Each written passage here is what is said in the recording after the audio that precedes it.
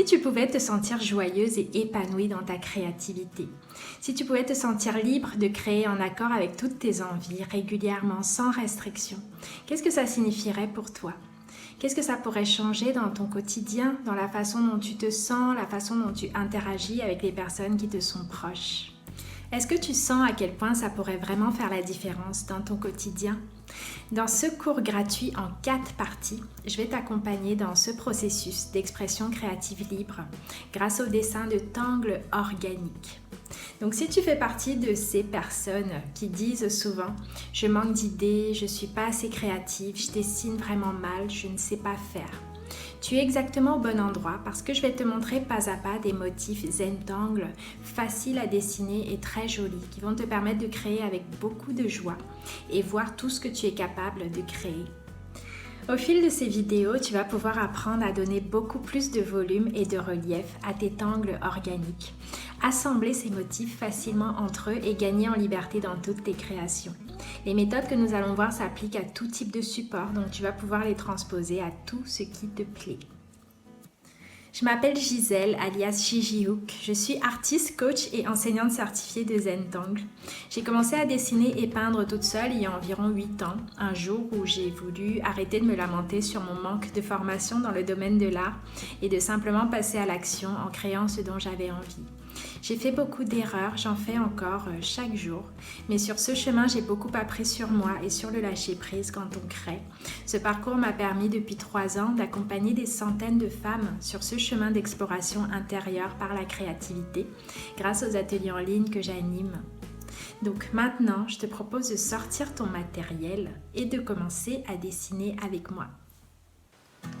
Donc qu'est-ce qu'un tangle organique ? Donc un tangle, c'est un motif Zentangle et les formes organiques, ce sont celles qui rappellent vraiment beaucoup la nature. Il y a beaucoup de motifs Zentangle organiques, il y en a plus d'une centaine et là je vais vous en montrer quelques-uns là, que j'ai dessinés. Là vous trouvez par exemple Pocliff qui est l'un des premiers motifs qu'on apprend quand on décide d'apprendre la méthode Zentangle. C'est un motif assez simple. Là vous avez Toodles, donc là tout ce que je vous montre c'est vraiment de l'art, c'est ce qu'on appelle de l'art inspiré du Zentangle. Pourquoi ? Donc je vais vous montrer par exemple un carré authentique de la méthode Zentangle. Donc là c'est vraiment un carré Zentangle, il a le bon format 9 par 9 cm, il obéit à des règles très spécifiques et il est vraiment en noir sur blanc.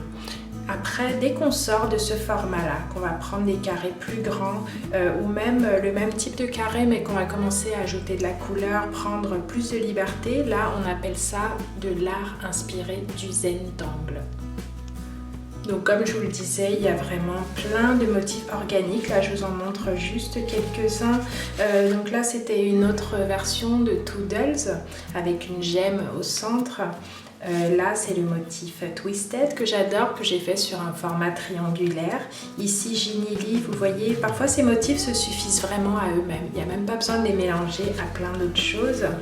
Alors j'en ai d'autres ici. Là par exemple j'ai Vertigo et Punsel que j'avais travaillé ensemble.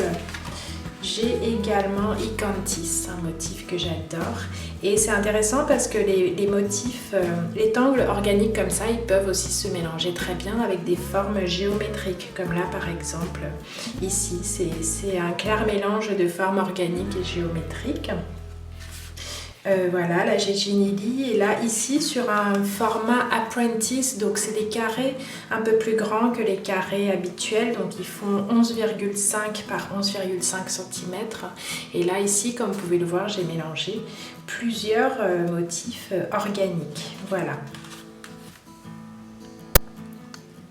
Donc maintenant vous avez une idée un petit peu plus claire de ce qu'est un motif organique. Je vais vous inviter à sortir un carré de papier Apprentice, donc c'est le format 11,5 par 11,5 ou tout autre format que vous souhaitez d'ailleurs, il n'y a pas d'obligation. Là ici j'utilise un feutre de précision Pigma Micron 0,8 et on va pouvoir commencer à dessiner un motif que j'aime beaucoup qui s'appelle Ubud. Donc Ubud, c'est un motif qui a été créé par Linda Farmer. Donc il y a différentes possibilités. On peut faire comme dans la méthode Zentangle, c'est-à-dire commencer à faire 4 points à chaque angle et puis faire une bordure et peut-être une ficelle. Ou alors on peut directement commencer à dessiner ce motif Ubud au centre si on le souhaite et puis le laisser partir un peu dans tous les sens. Là ici ce que je vous propose de faire, c'est le dessiner sous forme de bordure. Voilà, donc je vais faire le tour comme ça de mon carré avec le motif Ubud. Donc je vous montre pas à pas comment se dessine ce motif. Donc on commence par faire 2 courbes comme ça, comme des tiges en fait. Voilà, on a la tige de notre motif Ubud.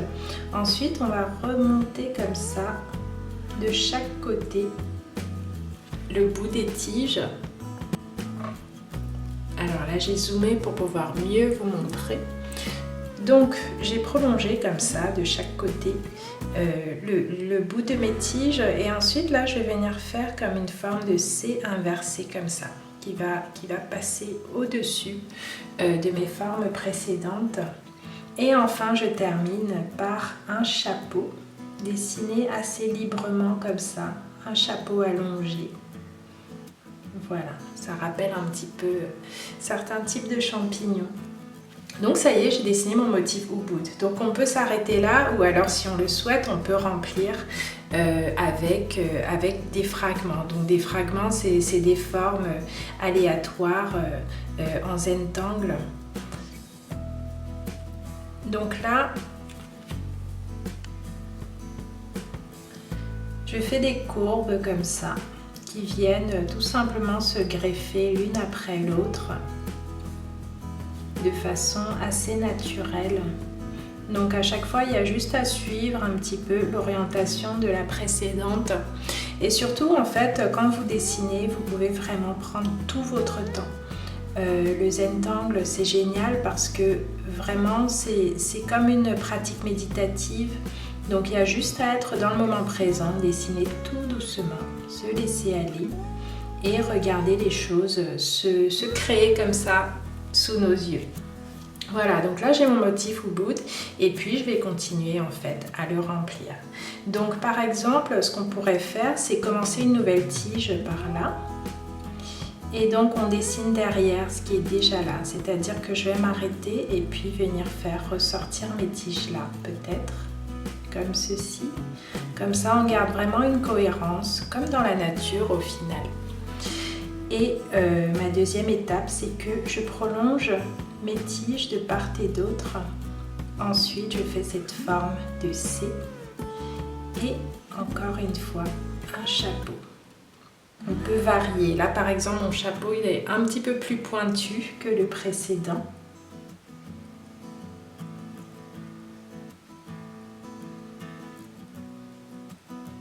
Et voilà. Et comme ça, à votre rythme, vous allez prendre tout votre temps et dessiner tout doucement. Vous n'êtes pas obligé de remplir là comme je fais. Mais c'est vrai que c'est tellement agréable de dessiner les motifs Zentangle parce que c'est des formes toutes simples. Et rien que le fait de prendre le temps de remplir comme ça, ça détend énormément. Voilà, ensuite je continue, donc je veux une bordure qui comme ça, donc je vais commencer un petit peu à diriger mes traits plus vers la gauche, tout en continuant à suivre la même séquence de formes. Voilà, et à tout moment, on peut tourner son travail pour être vraiment à l'aise pour dessiner.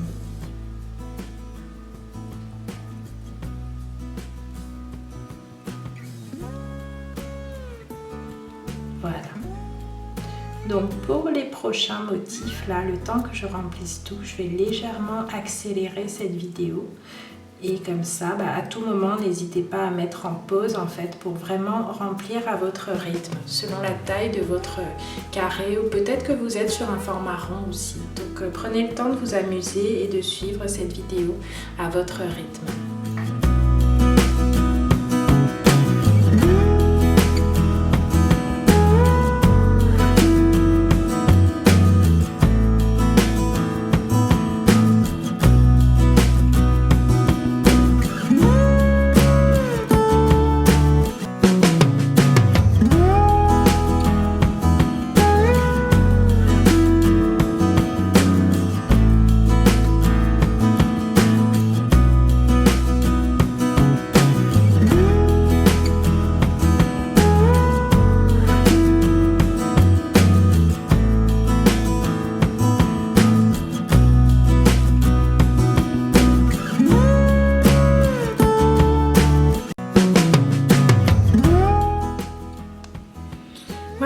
et j'ai fait mon motif Ubud en bordure de ce carré.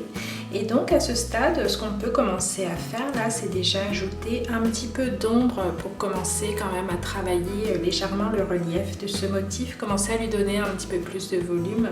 Donc pour ça, je prends un crayon.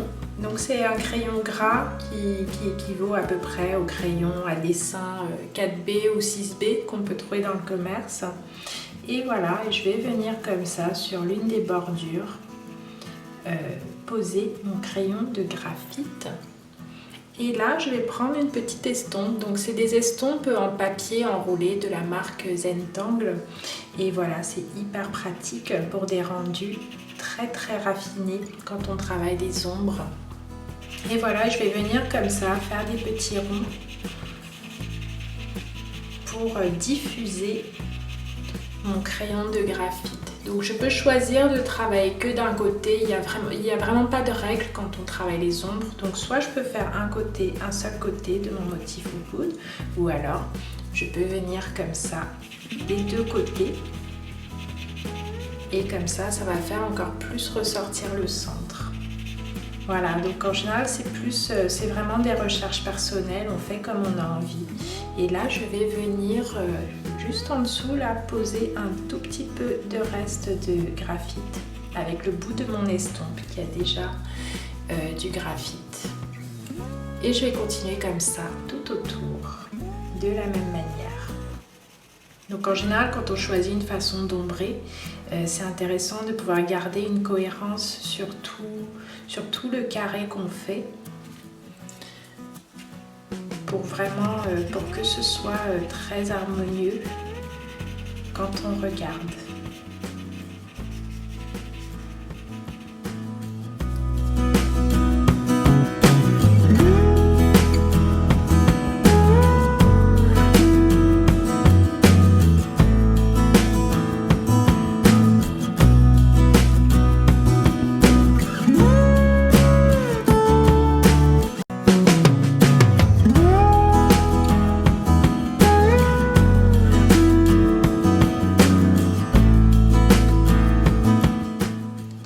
Comme vous pouvez le voir, dès qu'on commence à poser des ombres, ça commence déjà à donner un petit peu plus de relief et de mouvement à nos motifs. Alors donc là, ce que je vais faire, c'est que je vais commencer quand même à poser un petit peu de couleur là autour de mon motif Ubud. Là, je prends un crayon de couleur aquarellable de la marque Derwent Inktense. J'adore leur couleur parce que c'est très intense. Mais voilà, vous pouvez prendre vraiment n'importe quelle marque que vous avez à disposition. Et ce que je vais faire, c'est que je vais venir tout simplement comme ça sur les bords extérieurs de mon motif, passer mon crayon bleu.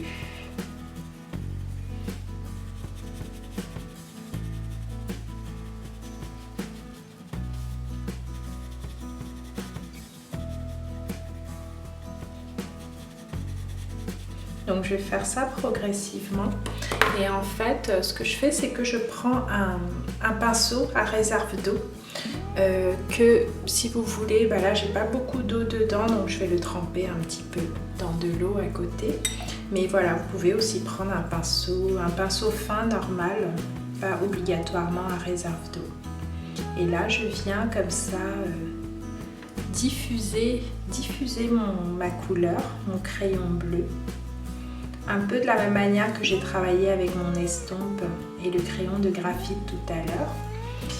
Sauf que là, l'estompe, c'est mon pinceau mouillé. Et comme vous pouvez le voir, la couleur change en fait dès qu'on commence à passer de l'eau dessus.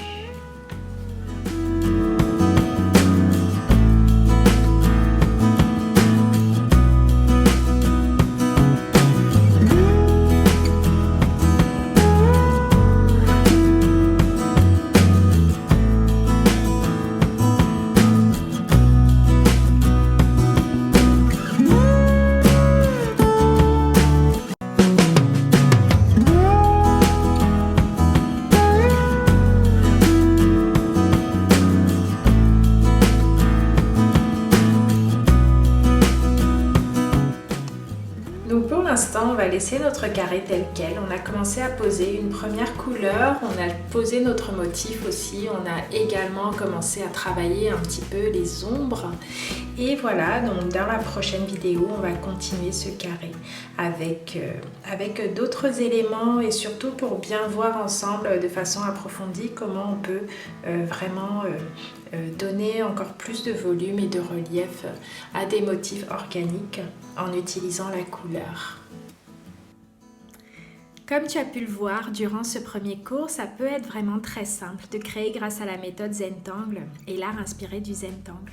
On a un cadre délimité, on ne se pose pas de questions, on choisit juste un motif et on avance pas à pas. Donc ce que j'entends souvent c'est « je n'y arrive pas, mes dessins sont ternes, j'ai du mal à leur donner du relief ». Donc pour cette raison, dans la prochaine vidéo, on va voir en détail comment donner du volume à un tangle grâce au travail de la couleur associé aux ombres et lumières. Donc on va vraiment travailler avec la couleur. Mais avant cette prochaine vidéo, j'aimerais quand même te dire que quoi qu'il arrive, dans ta créativité ou dans ta vie, tu as vraiment toutes les solutions en toi. J'ai envie de te raconter l'histoire d'une jeune femme qui avait du mal à s'exprimer, qui n'osait jamais dire un mot plus haut que l'autre, qui se laissait totalement marcher dessus, de peur d'être celle qui s'oppose, celle qui n'est pas d'accord. Jusqu'au jour où elle s'est dit, si je n'arrive pas à m'exprimer ouvertement par la parole, je vais commencer à le faire sur papier, juste avec des couleurs et des formes. Et cette jeune femme, je pense que tu l'as deviné, c'est moi. C'était moi il y a 8 ans. J'ai commencé à jeter maladroitement des couleurs dans un carnet, à y mettre des motifs, des collages. Et parallèlement, j'ai commencé aussi à pratiquer la méthode Zentangle et à découvrir tout plein de motifs. Grâce à tous ces motifs que j'ai appris en même temps que la méthode Zentangle, j'ai commencé vraiment à m'apaiser, à être bien plus gentille avec moi-même régulièrement. Arrêter d'avoir cette image de moi qui ne faisait pas bien les choses et vraiment à m'accepter avec tous mes défauts et mes qualités. Et les résultats au fil des années ont vraiment été spectaculaires dans ma façon d'être et dans ma façon de penser. Donc en fait, je voudrais te dire que tout ce travail-là que nous sommes en train de faire en dessinant des tangles, en travaillant les couleurs, les rendus, le lâcher-prise, c'est pas uniquement un travail technique de dessin. Ce sont aussi en fait des outils qui permettent de prendre confiance en soi, de s'écouter, se sentir libre et inviter la joie dans son quotidien. Donc oui, ça prend du temps de régulièrement s'asseoir pour dessiner, mais ça se fait en fait pas à pas, petit à petit. Il n'y a pas besoin d'y passer des heures et des heures chaque jour. Et il n'y a pas besoin non plus de le faire chaque jour. Donc si on rate une journée, ben c'est pas grave. On laisse tomber et on le fera les jours qui viennent. Donc tant qu'on reste gentil avec soi-même, bienveillant envers nous-mêmes, envers nos traits, envers ce qu'on produit, au final on avance vraiment à pas de géant et surtout on profite du chemin. Donc dans la prochaine vidéo, on va voir ensemble comment donner plus de volume et de relief à nos tangles colorés et voir les rendus qui sont réellement possibles en fait quand on utilise tous ces outils. Donc j'ai hâte de partager ça avec toi et d'ici là, je t'invite à me laisser un commentaire sous cette vidéo pour me dire où tu en es sur ton chemin créatif. Est-ce que tu crées depuis longtemps? Qu'est-ce que tu aimes le plus dessiner ou peindre? Dis-moi tout dans les commentaires ci-dessous et à très très vite pour la suite de ce cours.